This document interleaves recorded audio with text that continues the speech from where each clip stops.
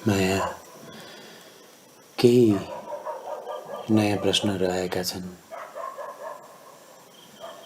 र यी नयाँ प्रश्नहरूमा दुई प्रश्न मैले उस्तै उस्तै देखिरहेको छु। व्यक्तित्वमा अथवा पर्सनालिटीमा दुःख कहाँबाट कसरी आउँछ र छुटकारा कसरी पाउने, यी दुई प्रश्नहरूको सङ्गालो हुन्। दुःखबाट कसरी छुटकारा पाऊँ र व्यक्तित्व अथवा पर्सनालिटी भनेको के हो, बुझाइदिनुहोस् न। माया, पर्सनालिटी शब्दको अर्थ नकाब हो। तिमीले आफ्नो जीवनमा, आफ्नो बिइङमा, तिम्रो आफ्नो हुनुमा, तिम्रो निरन्तरता दिनको लागि तिमीले केही न केही रोल खेल्छौ। तिमीले खेल्ने यो रोलको नकाब हो। स्याडो वर्कमा पनि पर्सनालिटीको ठुलो अध्ययन गरिन्छ। हरेक किसिमको मनोवैज्ञानिक अध्ययनमा नकाबको गहिरो प्रभाव छ भनेर अध्ययन गरिन्छ। यी नकाबहरू हाम्रा शरीरमा, हाम्रा व्यक्तित्वमा विभिन्न विभिन्न तलका अवस्थाहरूबाट आइपुग्छन्। भिन्न भिन्न भोगेका घटनाहरूबाट यी नकाबहरूले केही न केही आफूमा ऊर्जा बोकेर लिएर आएका हुन्छन् र ती हामीसँगै हुन्छन्। प्रत्येक मानिससँग विभिन्न विभिन्न नकाबहरू छन् र वास्तवमा सबै नकाब झरेको दिन, सबै नकाब झरेको अवस्था र सबै नकाब झरेको घटना नै ध्यानको घटना हो। तिमीले सानैदेखि, तिमी जन्मिएदेखि नै तिमीले बोकेर आएको एउटा ठुलो नकाब छ, जुन तिमी गहिरोमा तिम्रो आफ्नो जीवनसँग टाँसेर लगाउँछौ। यो पर्सनालिटी, यो नकाब तिम्रो नाम हो। तिम्रो प्राइमेरी एउटा नाम भए पनि तिमीलाई बोलाउने नामहरू फरक फरक हुन्छन्। तिमी छोरा हुन्छौ, तिमी भान्जा हुन्छौ, तिमी भतिजो हुन्छौ, तिमी साथी हुन्छौ, तिमी दुश्मन हुन्छौ, तिमी अङ्कल पनि बन्छौ, कहिले मामा पनि बन्छौ, बुवा पनि बन्छौ। यी भिन्न भिन्न रोलहरू, यी भिन्न भिन्न खेलहरू, यी भिन्न भिन्न कथाहरू, यी सम्पूर्ण कथाहरूमा छुट्टा छुट्टै नकाब छ, जुन तिमीले सरल रूपमा फेरिरहेको हुन्छौ र सम्भवतः ख्यालै नगरी फेरिरहेको हुन्छौ। तिम्रो यात्रा बढ्दै जाँदा, तिम्रो आफ्नो यी नकाबहरू देख्दै जाँदा, तिमीलाई झन् झन् तिम्रो अरू गहिरा नकाबहरू, गहिरा पर्सनालिटीहरू चिन्न, निहाल्न र त्यसको पनि प्याटर्न बुझ्न सजिलो हुन्छ। त्यसलाई जान्नु भनेकै त्यसको यथार्थ बुझ्नु हो, त्यसको प्याटर्न बुझ्नु हो। तिम्रो नकाब कतिखेर परिवर्तन हुन्छ, परिवर्तनको मोमेन्ट, एक्ज्याक्ट टर्निङ पोइन्ट, त्यो स्विच हुने मोमेन्ट तिमीले पत्ता लगाउन सक्यौ भने तिमीले तिम्रो अगाडिको नकाब र तिमीले तिम्रो पछाडिको नकाबको बीचको ग्याप पनि फेला पार्छौ। यो ग्यापको पनि तिमीलाई ख्याल हुन्छ। त्यसैले त्राटकमा हामी डेड फेस अथवा फेसलेस फेसको साधना गर्छौँ, जहाँ सम्पूर्ण क्यारेक्टरहरू, सम्पूर्ण कथाहरू, सम्पूर्ण भूमिकाहरू र सम्पूर्ण नकाबहरू छोडिन्छन्, एकैछिनका लागि ड्रप डाउन हुन्छ। यही ड्रप डाउन हुने अवस्थाको नाम ध्यान हो। तिम्रो एउटा पर्सनालिटीलाई तिमीले राम्ररी निहाल। तिमीमा छोरा अथवा छोरीको पर्सनालिटी छ। यो पर्सनालिटीलाई अलिक ध्यान देऊ। आमा बुवाको अगाडि यसले कस्तो व्यवहार गर्छ, कस्तो कस्तो कुरामा यसलाई रिस उठ्छ, के कुराले गर्दाखेरि आमा बुवासँग चित्त दुख्छ, के कुरा आमा बुवालाई गर्छ यसले, के कुरा गर्दैन, सबै कुरा ख्याल गर, निहाल्न थाल। त्यसमा पनि तिमीले थाहा पाउँछौ तिमीले आमाको अगाडि तिम्रो व्यवहार अर्कै हुन्छ, तिम्रो बोली अर्कै हुन्छ, तिम्रो बुवाको अगाडि व्यवहार अर्कै हुन्छ, बोली अर्कै हुन्छ। यी दुईटा कम्प्लेक्सेसहरू हुन् तिम्रो भित्र, जसले तिम्रो यो नकाबलाई तानिदिन्छ। तिम्रो बुवाको आकृति तिम्रो मनभित्र जसरी उतारिन्छ, त्यो तिम्रो मनको, तिम्रो कथाको, तिम्रो ब्रह्माण्डको, तिम्रो कथाभित्रको बुवा हो। र बुवाको साइकीबाट, बुवाको भित्रबाट जुन छोरा देख्छ, त्यो छोरा पनि बुवाको अनुभवको, बुवाको कथाको र बुवाको ब्रह्माण्डको भाग हो, एउटा पात्र हो। यही पात्रलाई कार्ल युङले कम्प्लेक्स भनेका हुन्। किनकि तिमीले जे इमेज देख्छौ, त्यो इमेज प्रकाश तिम्रो आँखामा प्रवेश गरेको कारणले गर्दा एक किसिमको ट्युनिङमा देखिरहेका छौ।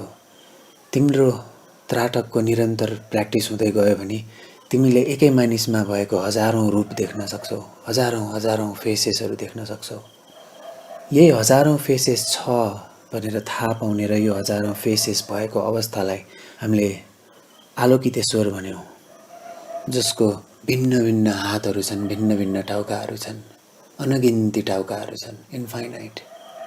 यसै गरी तिमीमा पनि तिमीले खेल्नुपर्ने रोल इन्फाइनाइट, तिम्रो नकाब इन्फाइनाइट हुन सक्छ। तिमीले जति मान्छे भेट्दै जान्छौ त्यति तिम्रो नकाब फरक फरक हुन सक्छ। तिम्रो प्रेमीको नकाबलाई तिम्रो आमा अगाडि लगाउँदैनौ, तिम्रो बुवा अगाडि लगाउँदैनौ, तिम्रो साथी अगाडि लगाउँदैनौ, कसैको अगाडि लगाउँदैनौ। तिम्रो विद्यार्थीको नकाब तिमी अरू कसैको अगाडि लगाउँदैनौ, मात्र शिक्षकको अगाडि लगाउँछौ। तिम्रो शिष्यको नकाब तिमी गुरुको अगाडि लगाउँछौ। यस्तै समाजको हुलले समाजको नागरिक बनेर ग्रुपको नकाब लगाउँछ। ग्रुपको नकाब र व्यक्तिगत नकाब एकदमै भिन्न भिन्न तरिकाले काम गर्छ। समूहको विचार लामो समयसम्म भइरह्यो भने त्यो व्यक्तिको विचार पनि समूहको विचार बन्न सक्छ, अथवा समूहको विचार पनि त्यो व्यक्तिको विचार बन्न सक्छ। यसरी नकाबहरू साटासाट हुन्छन्, परिवर्तन हुन्छन्, रिन्युड हुन्छन्। तर तिमी प्रत्येक पल नकाब लगाएर हिँड्छौ।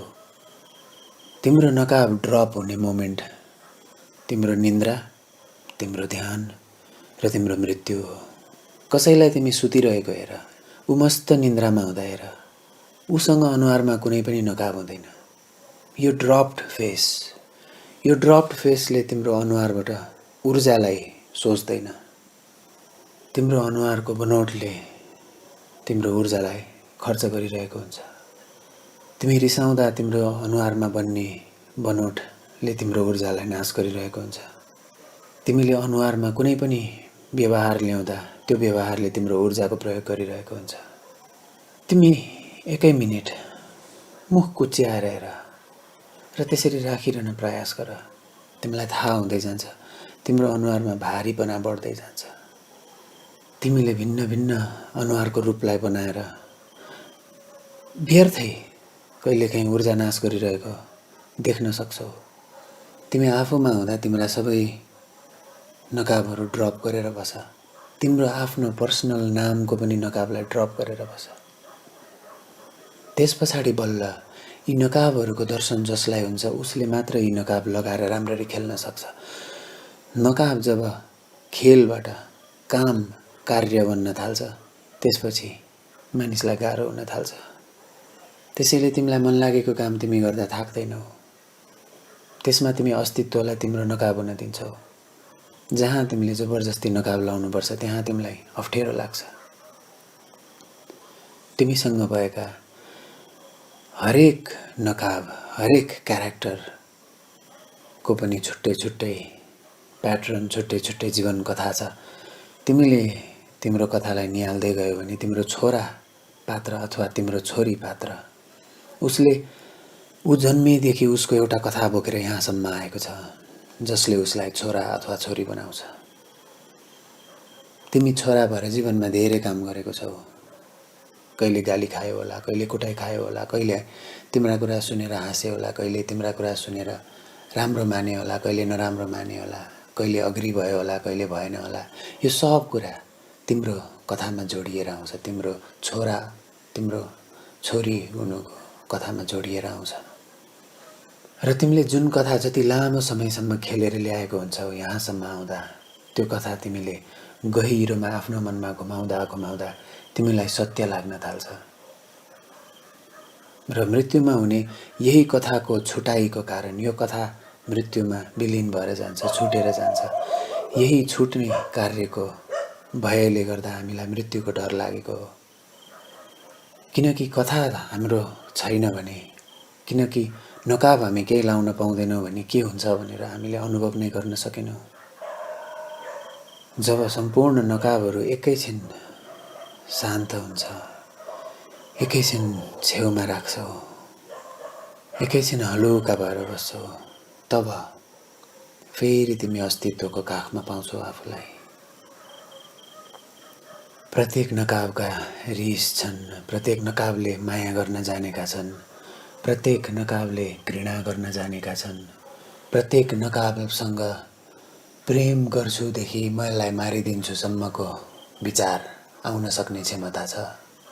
र यी नकाबहरूमा डिस्टर्बेन्स एकदमै ज्यादा हुँदै गयो भने मानिसमा नकाब सँगसँगै यसको डिसअर्डरले मल्टिपल पर्सनालिटी डिसअर्डर भन्ने रोगलाई निम्त्याउँछ। यो रोगको अर्थ यति मात्र हो कि उसले आफ्नो नकाबहरूलाई चिन्न जानेन र स्वीकार्न जानेन। उसको कुनै एउटा नकाबमा कुण्ठाहरू यति भए कि उसले त्यो नकाब छोड्न सकेन, र जब छोड्नु पर्थ्यो ऊ अर्कै हुन्थ्यो। यसरी आफ्नो सम्पूर्ण नकाबहरूको पनि भिन्न भिन्न इमोसनल लेयर्सहरूलाई निहाल्ने बानी गर। तिमी छोरा हुँदा पूर्ण रूपले छोरा भइदेऊ, तिमी छोरी भएर बस्दा पूर्ण रूपले छोरी भएर बसिदेऊ, तिमी दाई हुँदा पूर्ण रूपले दाई भएर बसिदेऊ, तिमी दाई हुने क्रियालाई हुन देऊ। र हेर प्रकृतिले तिमीबाट कसरी फुल फुलाउँछ, कसरी तिमीमा करुणाको जागरण हुन्छ, कसरी तिमीमा प्रेरणाको जागरण हुन्छ, कसरी तिमी क्रिएटिभ हुन थाल्छौ। तिमीले रेस्पोन्सिबिलिटी लिएको छौ भने तिमी क्रिएटिभ पनि भएको हुन्छौ। त्यसैले धेरै मानिसको लागि क्रिएटिभिटी लास्ट मोमेन्टमा गएर आउँछ, जब जीवनले एकदमै लास्ट मोमेन्टसम्म धकेल्दै ल्याउँछ अनि सक्नुपर्ने काम, गर्नुपर्ने काम त्यहाँसम्म नगर्दा त्यो प्रेसरले नयाँ कुरो क्रिएट पनि गरेको हुन्छ। त्यसैले कोहीलाई क्रिएटिभिटी लास्ट मोमेन्टमा आउँछ भन्छन्। यो भिन्न भिन्न पर्सनालिटीहरूलाई ख्याल गर। पर्सनालिटीहरू फरक भए तापनि यिनीहरूले अनुभव गर्ने, यिनीहरूले हाम्रो शरीरमा प्रयोग गर्ने ऊर्जाको सोर्स एउटै हो। तिमीमा रिसाउने दाइको गुण छ भने तिमी दाइ हुने बित्तिकै रिसाइहाल्छौ। तिम्रो दाइ तिमीमा चढ्ने बित्तिकै तिमी रिसाइहाल्छौ। तिम्रो कसैको दुश्मन हुने नकाब छ भने उक्त मानिस तिम्रो अगाडि आउने बित्तिकै तिम्रो त्यो नकाब एक्टिभेट भइहाल्छ र तिम्रा शरीरमा रिसका, कुण्ठाका, रिभेन्जका हर्मोन्सहरू यस्तै परिवर्तनहरू आउन थाल्छन्। तर वास्तवमै गहिरोमा तिम्रो रिसभन्दा पनि गहिरोमा तिमी पनि यो जगतमा एक क्षणमा यहाँ छौ, ऊ पनि यो जगतमा एक क्षणमा यहाँ छ। तिमीले यसरी देख्न सक्ने बित्तिकै तिम्रो रिस करुणामा परिवर्तन भइहाल्छ। कति पनि बेर लाग्दैन। तिमीले तिम्रो रिस उठेको देख्यो कि परिवर्तन सुरु भइहाल्यो। देख्न साथै प्रकाश सुरु भइहाल्छ। दियो बाल्ने बित्तिकै प्रकाश सुरु भइहाल्छ। तिम्रो क्यारेक्टरमा, तिम्रो नकाबमा दियो बल्न थाल्छ। त्यसपछि तिम्रै जस्तो भिन्न भिन्न नकाबहरूको पनि छ र तिम्रै जस्तो भिन्न भिन्न नकाबको पनि अवस्थाहरू पनि अरूहरूको पनि छ। कसैले दुखी आज गाली खाएको छोराको अवस्था त्यो नकाब लिएर तिम्रो अगाडि आएको छ भने तिमीले तिम्रो साथीलाई भेट्टाउँदैनौ, ऊ त्यही गाली खाएको नकाब नै लगाएर बस्छ। कसैलाई प्रेममा धोका भएको छ भने उसले त्यो पीडित अनुहार, त्यो पीडित नकाब लगाएर बस्छ र साथी उसको अगाडि आउँदा पनि उसलाई देख्न सक्दैन, त्यो नकाब उसको अगाडि आइपुग्छ। यसरी नकाबले हामीलाई कहिलेकाहीँ हाम्रो भूतकालमा पनि राखेको हुन्छ। हाम्रा पुराना कुण्ठाहरूसँग जोडेर हामीले नकाबहरू लिएर आएका हुन्छौँ। कतै तिम्रो झट्ट रिसाउने बानी बाल्यकालमा तिमीले पाएको कुनै अनरिजल्भड ट्रमाको कारणले पो हो कि? तिमीलाई जीवनमा सबैले घृणा मात्र गर्छन् भनेर सोच्ने सायद तिमीले सानोमा यस्तै केही साइकोलोजिकल ट्रमा पाएको कारणले पो हो कि? यो कसैले भनिदिन सक्दैन तिमीलाई। तिम्रो कथा तिमीलाई मात्र थाहा छ। त्यसैले तिम्रो कथाभित्र तिम्रो सम्पूर्ण नकाबहरूलाई निहाल्नु जरुरी छ। सबै नकाबहरू रुँदाखेरि उस्तै उस्तै शरीरको र अनुहारको भावलाई प्रयोग गर्छन्। बोयफ्रेन्ड नकाब यदि रोइरहेछ भने उक्त नकाबले पनि शरीरको त्यही अङ्ग, त्यही भाव, त्यही अवस्था, त्यही मेकानिजमलाई प्रयोग गर्छ र छोरा अथवा छोरी नकाब रोइरहेको छ भने पनि उसले शरीरको त्यही भाव, त्यही अङ्ग र त्यही अवस्थालाई प्रयोग गर्छ। यसैले तिम्रा जति धेरै नकाबहरूमा कुण्ठाहरू जम्दै जान्छन्, तिम्रो शरीर त्यति धेरै रोगी हुँदै जान्छ। तिम्रो मन त्यति धेरै अशान्त हुँदै जान्छ।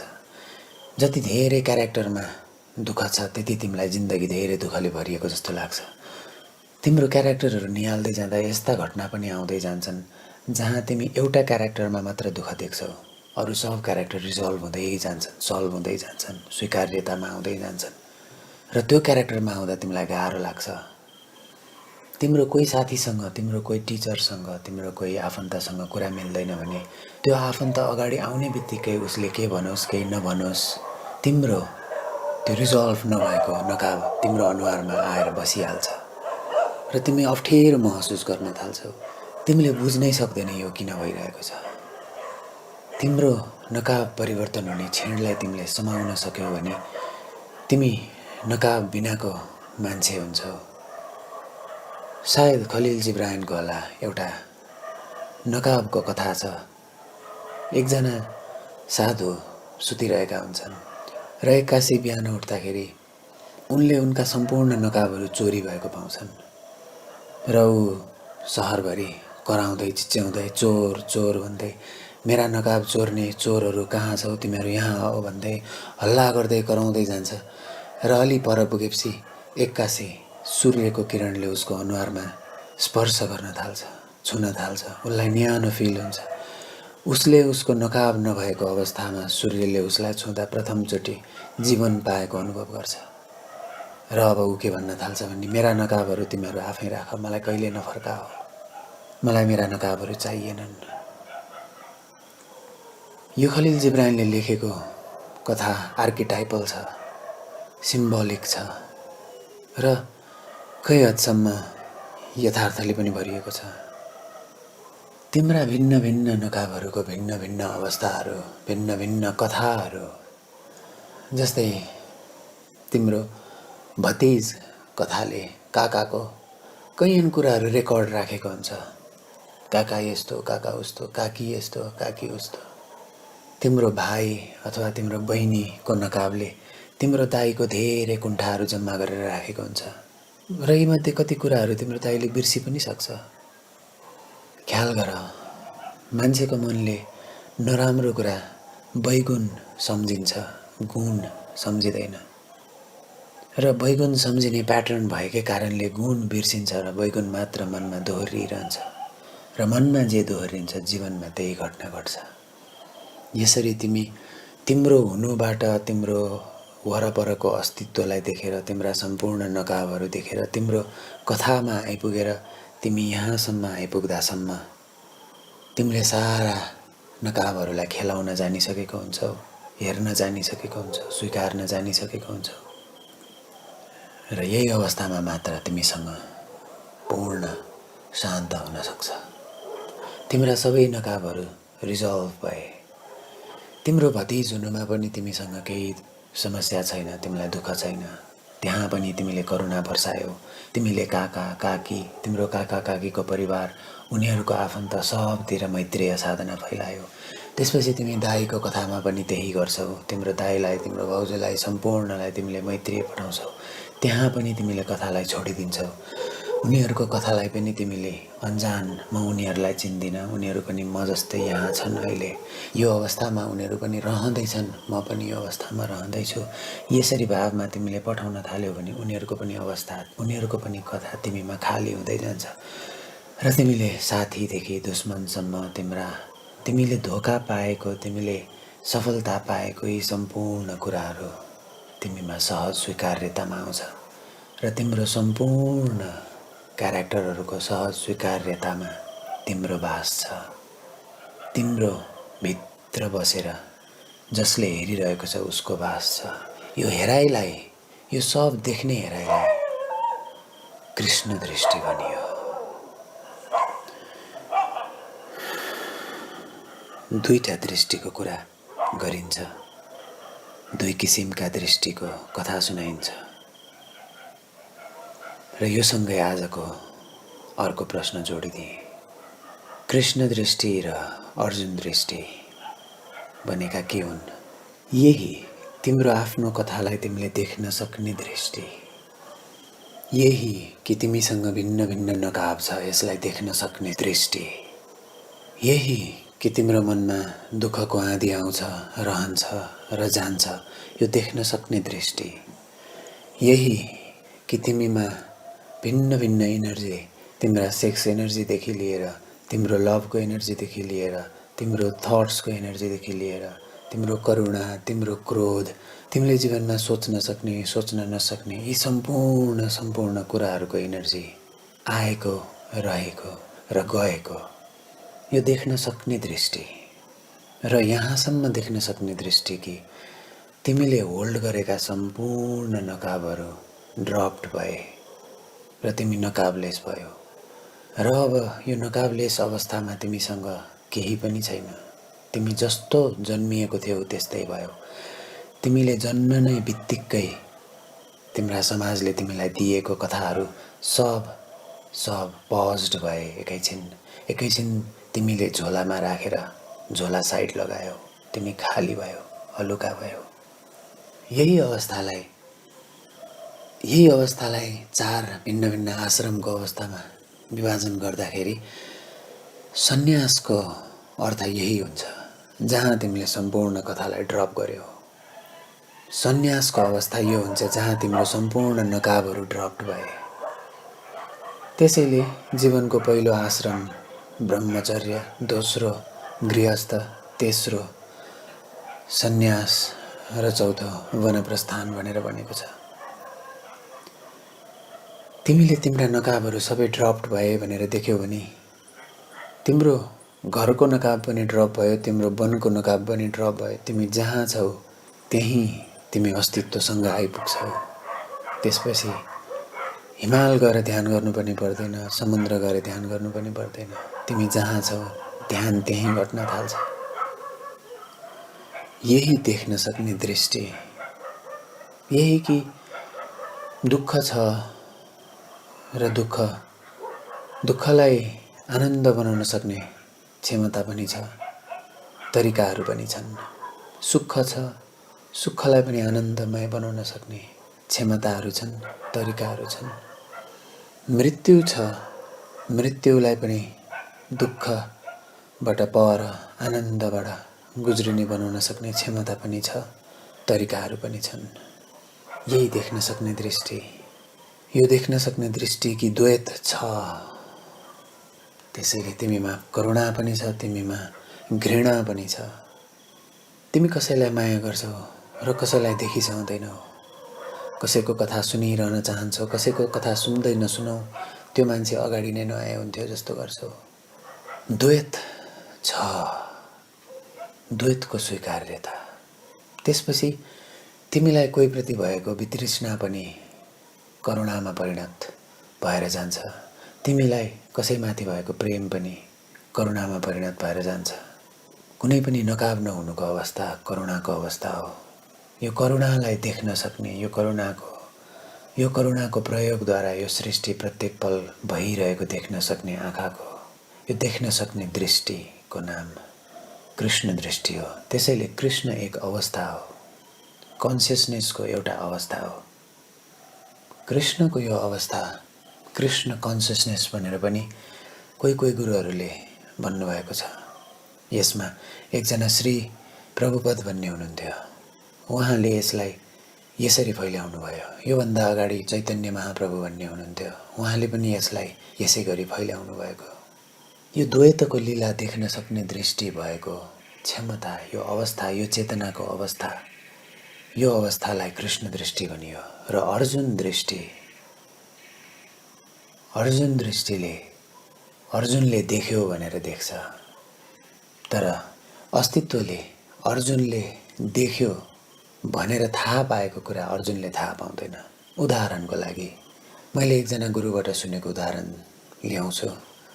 अर्जुन दृष्टि भन्नाले जस्तै तिमीले रुखमा एउटा चरा देख्छौ, तिमीलाई थाहा छ तिमीले चरा देख्यौ। कृष्ण दृष्टिले देख्दाखेरि तिमीले त्यो चरालाई पनि देख्यौ, त्यो पनि तिमीलाई थाहा छ, र त्यो चराले पनि तिमीलाई देख्यो, त्यो पनि तिमीलाई थाहा छ। यो बोध क्वान्टम मेकानिक्समा जाँदाखेरि यसले स्टेट अफ वेभ र स्टेट अफ म्याटर एकैचोटि एक्जिस्ट गरेको, अथवा एटमको प्रपर्टिज वेभ पनि र पार्टिकल पनि भएको पत्ता लगाए। यसले ठुलो ठुलो तहल्का मचायो वैज्ञानिक जगतमा, किनकि यसको अर्थ यो हुन्थ्यो कि संसार द्वैतले भरिपूर्ण छ र द्वैतमा भएको दुईटै कुरा एकैचोटि उपस्थित छ यो संसारमा। पार्टिकल पनि यही अवस्थामा उपस्थित छ, वेभ पनि यही अवस्थामा उपस्थित छ। र डबल स्लिट एक्सपेरिमेन्ट भन्ने एउटा प्रयोग गरेर हेरे, जसबाट के पत्ता लगायो भने चेतनाले, यो अस्तित्वले, हामीले यो अस्तित्वलाई हेऱ्यौँ भने मात्र, हेर्दाखेरि मात्र, कुनै चेतनाले यो अस्तित्वलाई निहाल्दाखेरि मात्र यो अस्तित्वले भौतिकताको रूप लिन्छ अथवा पार्टिकलको रूप लिन्छ। कुनै पनि चेतनाले यसलाई ननिहाल्दा, कसैले पनि यसलाई नहेर्दा, यसको ख्यालै नहुँदाखेरि यसको अवस्था फेरि वेभको हुन्छ। यो दुईटै अवस्था एकैचोटि यो सृष्टिमा अवस्थित छ, रहिआएको छ। द्वैत एकैचोटि एक्जिस्ट गर्छ भनेर देख्ने अवस्थालाई अद्वैत भन्न खोजिएको हो, तर अद्वैतले पनि अझ केही छ त्यहाँ भनेर देखाउन खोज्छ र फेल खान्छ। र जति हामी कुरा गर्छौँ, जसको बारेमा जति हामी बोल्छौँ, जति हामी सुन्न चाहन्छौँ, जति हामीलाई सुन्दा आनन्द लाग्छ, यो सब कुरा द्वैत र अद्वैत भन्दा पर छ। द्वैत र अद्वैत तिम्रा प्रत्येक नकाबहरूमा छन्। देख्ने पनि छ, देखिएकोले देख्यो भनेर थाहा पाउने पनि छ। यही चेतनाको फैलावलाई तन्त्र भनिएको, तन्किएको छ यो चेतना। यो देख्न सक्ने दृष्टि, यो कन्सियसनेसलाई क्राइस्ट कन्सियसनेस भनिएको, यो देख्न सक्ने कन्सियसनेसलाई कृष्ण कन्सियसनेस भनिएको। र इस्कन धाराको मुख्य उद्देश्य पनि यही हो, यही चेतनाको स्वीकार, यही चेतनाको भक्ति, यही चेतनाको उपासना, जसले सबलाई देख्न सक्छ। त्यसैले बुद्धका रिप्रेजेन्टेसनमा ठुला ठुला चैत्यमा आँखाहरू बनाउँछन्, जसले यो सब द्वैतलाई देखिरहेको छ र देखेको देखे गरिरहन्छ। यसलाई न राम्रो हो भनेर हेर्छ, न नराम्रो हो भनेर हेर्छ। र यही यो घन्किरहेको छ यो संसार, यो बगिरहेको छ यो सृष्टि, यो हुने क्रम जारी छ भन्ने देख्ने अवस्थालाई एक हातको ताली पनि भनिएको हो। किनकि यो हुने अवस्था कसैको इफोर्ट बिना स्वतन्त्र रूपले स्वचालित छ, र यही स्वचालित स्वतन्त्र रूपले जे स्वचालित छ, जे र जसको फैलाव छ, त्यसैको नाम दाओ पनि हो। यसलाई लाओत्सुले दाओ भन्नुभयो। कृष्ण दृष्टि र अर्जुन दृष्टि भन्दा अझै गहिरोमा अर्को एउटा तल छ। यो तलको नाम कसैले राख्न सकेनन्। यो तलको बारेमा बुझाउन पनि नसकिने, भाषाभन्दा पर छ, अनुभवभन्दा पर छ। यो यस्तै अवस्था हो जस्तै कि मलाई थाहा छैन भन्ने कुरा पनि एटलिस्ट एउटा यस्तो कुरा हो कि मलाई थाहा छ। You know the fact that you do not know. त्यो छ जे सबैभन्दा बियोन्ड छ। यही अवस्थामा पुगेको योगीहरूलाई, बुद्धहरूलाई र यो घटनालाई, यो अवस्थामा पुग्ने घटनालाई महापरिनिर्वाण भनिएको हो।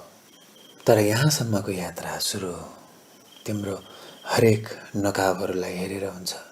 तिम्रो प्रत्येक नकाबलाई तिमीले निहाल्दै जाँदाखेरि यी घटनाहरू स्वतः प्याटर्नका रूपमा बिस्तारै बिस्तारै बिस्तारै तिम्रा जिन्दगीमा देखा पर्दै जान्छन् र यो अरूले भनेका कुरा पनि हुँदैनन् र तिम्रो आफ्नो अनुभवमा भएकोले तिमीलाई पूर्ण विश्वास पनि हुन्छ र अरूले भनेका कुरा फिल्टर हुँदै जान्छन्। तिम्रो आफ्नो विश्वासको कुरो तिमीलाई तिम्रो अस्तित्वमा, तिम्रो जीवनमा हुँदै जान्छ। तिमी हुन्छौ मात्रै, बिइङ। त्यसैले ह्युमन बिइङ हुने पोटेन्सियालिटी छ। ह्युमन बिइङको सिड हो भन्नुभयो गुरु रजनीशले। ह्युमनले दोस्रो पाइला चालेपछि ऊ यो सिडबाट फुटेर फ्लावरिङतर्फ लाग्न सक्ने भनेर मैले देखेको छु। यो दोस्रो पाइला प्रत्येक व्यक्तिले चाल्नुपर्ने देखेको छु। यसलाई साइकोलोजीमा अहिले नयाँ भाषामा इमोसनल म्याच्युरिटी पनि भन्छन्, जहाँ तिमीलाई तिम्रो हरेक इमोसनको अवस्थाहरू, पूर्ण चक्र, पूर्ण साइकलहरू थाहा भएर तिमीले त्यसलाई स्वीकार्छौ र तिमी हलुका भएर जान्छौ। तिम्रो जीवन सरल हुँदै जान्छ। तिमी खुलेको मान्छे हुन्छौ। यही खुलेको मान्छेलाई मास्लोवले सेल्फ एक्चुअलाइज्ड पर्सन भने। भिन्न भिन्न ठाउँमा मानिसको भिन्न भिन्न भाषा भए तिमीले तिम्रो शून्यतामा आइसकेपछि तिम्रो आफ्नो भाषा भेट्छौ। गुरु रजनीशले तिम्रो प्रत्येक कार्यमा पूर्ण होस राखेर हेर भन्नुभयो। त्योभन्दा अगाडि गुरु महावीरले पनि त्यही भन्नुभयो र त्यही बेलामा गौतम बुद्धले पनि त्यही भन्नुभयो र जसले जसले अनुभव गर्दै गएका छन् त्यही शब्द दोहोऱ्याउँदै गएका छन्। म देख्दैछु मेरो चाबी सहज र सहज स्वीकारले भयो र यो पनि पूर्ण आफ्नो व्यवस्थामा हुनुको स्वीकार्यतालाई भनिएको नाम हो। जसले जसले जस्तो जस्तो नामलाई भने पनि ऊ उसको हुनुमा आइपुग्नुको नाम हो। यसमा तिमी जेसुकै नाम लगाऊ, कुनै नाम पपुलर भएर जान्छन्, फ्यान्सी भएर जान्छन्, बिक्दै जान्छन्, कुनै नाम विलिन भएर जान्छन्, त्यसले केही फरक पर्दैन। यो अनुभव नामभन्दा पर छ। यही आफ्ना पर्सनालिटीहरू र प्रत्येक पर्सनालिटीमा भएका भिन्न भिन्न रसहरू र यी रसका भिन्न भिन्न कुण्ठाहरू, यी कुण्ठाहरूले आफ्नो जीवनमा भोग्ने, आफ्नो जीवनमा दुःखको रूप लिने कुराहरूलाई तिमीले निहाल्दै जाऊ र कहाँ कहाँ मलम लगाउनुपर्छ आफ्नो जीवनमा फर्केर हेर र मलम लगाउन थाल। एउटा सानो नानीलाई, सानो बाबुलाई फकाए जस्तो तिम्रो मनलाई फकाउन थाल। तिम्रो आफ्नो सन्तानलाई फकाए जस्तो। यदि तिम्रो सन्तान छैन भने तिम्रो आफ्नो भाइलाई एकदम मायाले फकाएर केही कुरा सिकाए जस्तो तिमीले तिम्रो मनलाई सिकाउन थाल। होसमा आउनको लागि, जागृतिमा आउनको लागि बेला बेलामा आफ्नो श्वासमा आउन थाल। यसले तिमीलाई दुःखबाट छुटकारा त दिँदैन। दुःख छ, त्यो तिमीले थाहा पाउँछौ र गहिरो रूपमा थाहा पाउन थाल्छौ र जति थाहा पाउँदै जान्छौ त्यति तिमीलाई जिन्दगी झन् दुःखले भरिएको जस्तो लाग्दै जान सक्छ। किनकि तिमीले दबाएर राखेको छौ। दुःखहरू गहिरोमा लुकेर बस्छन् र कहिलेकाहीँ मात्र दुःख दिन्छन्। तिमीले निरन्तर तिम्रो आफ्नो मनलाई निहाल्न थाल्यौ भने यी दुःखहरू तिमीले हेर्नै पर्ने हुन्छ। तिम्रो कर्म तिमीले भोग्नै पर्ने हुन्छ र तिमीले देखेको दुःखहरूको सोर्स कहाँबाट आयो, किन आयो, सब हेरेर त्यसलाई स्वीकार्दै फेरि त्यही बच्चालाई गरेको प्रेम जस्तै मायाले स्वीकार्दै, फकाएर स्वीकार्दै, भाव पठाउँदै त्यो कथामा, त्यो दुःखमा संलग्न सबैलाई मैत्रीय साधनाबाट प्रेम पठाएर खाली खाली खाली गर्दै लैजान सक्छौ। जति तिम्रा नकाबहरू लेदोबाट मुक्त हुन्छन् त्यति ती नकाबहरू हलुका र खेल्न सजिला हुन्छन्। तिमीलाई त्यो नकाब लाएर यात्रा गर्दा, खेल्दा भारी महसुस हुँदैन।